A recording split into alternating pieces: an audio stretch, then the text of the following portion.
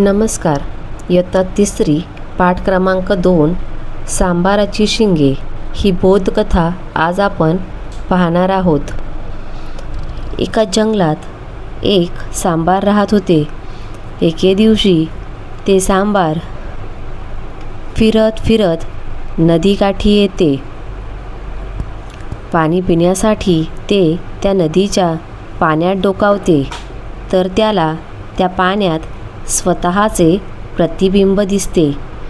ते प्रतिबिंब पाहून सांबार म्हणते, "वा, काय जाडजूड दणकट शिंगं आहेत माझी, आणि पाय मात्र काटक्यासारखे अगदीच बारीक." तेवढ्यात आपल्या आजूबाजूला कोणीतरी असल्याचा भास त्या सांबाराला होतो. ते सांबार इकडे तिकडे बघते, तर त्याला वाघ दिसतो. "अरे बापरे, वाघोबा, मला माझा जीव वाचवायला हवा."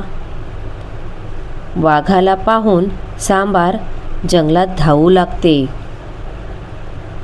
पळता पळता सांबाराची शिंगे तर या वेलीमध्ये अडकली.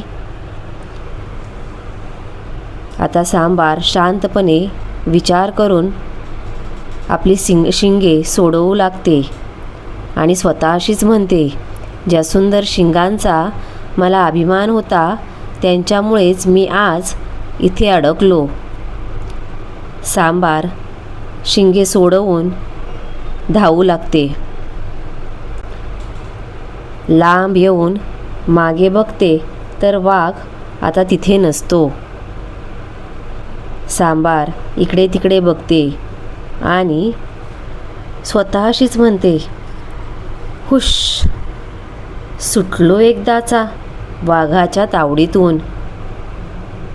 आणि त्यावर सांबार म्हणू लागते, "माझ्या या काटक्यासारख्या दिसणाऱ्या पायांमुळेच आज मी वाचलो." तात्पर्य काय? अहंकार करू नये आणि प्रत्येक गोष्टीचे महत्त्व ओळखावे.